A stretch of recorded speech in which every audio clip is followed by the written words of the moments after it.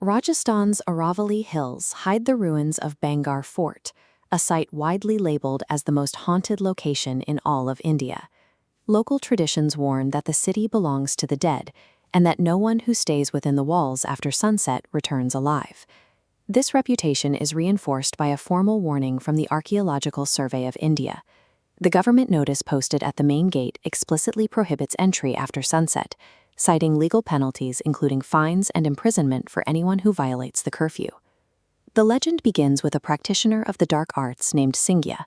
According to the myth, he became infatuated with the local princess Ratnavati and attempted to use a love potion, disguised as perfume, to bring her under his control. The princess discovered the plot and threw the vial against a large boulder. The magic supposedly caused the rock to roll toward Singya, crushing him. Before he died, he placed a curse on the city, declaring that it would fall to ruin and that its inhabitants would remain trapped as spirits, denied the cycle of reincarnation. Visitors today walk through the remains of 9,000 ruthless homes, reporting a persistent, heavy sense of dread. Many tourists describe an unexplainable feeling of being watched, alongside sightings of gray, shadowy figures moving through the stone corridors. Despite the detail in these stories, there is no historical record of a Princess Ratnavati or a sorcerer named Singya. No inscriptions or royal documents from the period mention these figures, leaving the entire foundational myth in a total historical vacuum. This leaves a significant question. If the ghosts and the curse are entirely fictional, we have to identify the invisible physical force that is triggering severe physiological terror in the people who visit the site. In 1980, a British engineer named Vic Tandy experienced this phenomenon firsthand in his laboratory. He was overcome by a cold sweat and a feeling of intense dread, eventually spotting a gray, shadowy figure in his peripheral vision that vanished when he looked at it directly. Tandy's investigation revealed that a newly installed extractor fan was vibrating at exactly 19 Hz, a frequency known as infrasound. Infrasound sits just below the range of human hearing, but the body still registers the energy. These low-frequency waves trigger the nervous system's fight-or-flight response, inducing anxiety and nausea. Critically, 19 Hz is the resonant frequency of the human eye. It literally vibrates the human eyeball, creating the optical illusion of gray, flickering shadows. Bhangarh provides the perfect environment for this phenomenon. Stone ruins are known to generate natural infrasound as wind passes through narrow gaps and roofless corridors, turning the entire architectural layout into a source of low-frequency sound waves.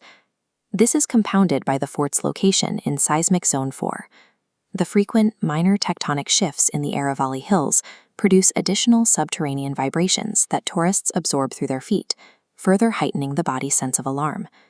The suffocating presence reported by visitors is a biological reaction. Their brains are attempting to interpret a physical environment where wind and geological activity are bombarding their nervous systems with low-frequency energy. While physics explains the dread and the shadows, it doesn't account for the auditory claims. Locals and tourists often report the distinct sounds of women screaming and crying coming from the ruins deep at night. These sounds originate from the wilderness surrounding the fort. Bhangarh sits directly on the edge of the Sariska Tiger Reserve, hundreds of square kilometers of unlit, wild forest. The local hyena population is highly active in this valley. Their nocturnal vocalizations are famously deceptive, frequently mimicking the pitch and cadence of a human in distress. The Archaeological Survey of India's warning board is a functional safety measure. Nighttime entry is prohibited to prevent visitors from encountering top-tier predators like leopards and the Bengal tiger in an unlit, decaying structure where a quick escape is impossible. The government's restriction on entry is a response to documented physical threats. Staying in the fort after dark doesn't risk a curse, it risks a fatal encounter with the region's actual wildlife. This scientific perspective also explains the fort's most visible mystery: why 9,000 homes in a formerly thriving metropolis now lack roofs. The city's decline began in 1720, when it was conquered and relegated to a secondary status. As political power shifted toward the newly established city of Jaipur, Bhangarh's importance and population began to dwindle. The definitive end of the city came in 1783. A catastrophic El Niño event triggered the Chalisa famine, a massive drought that devastated North India, and made life in the arid Rajasthan hills unsustainable.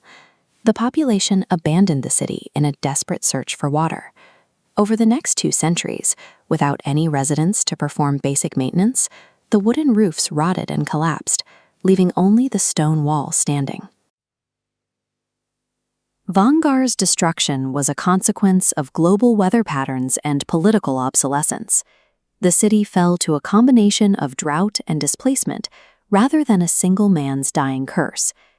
Given that geology, biology, and history provide clear answers, we have to consider why the ghost story remains so dominant in the public imagination.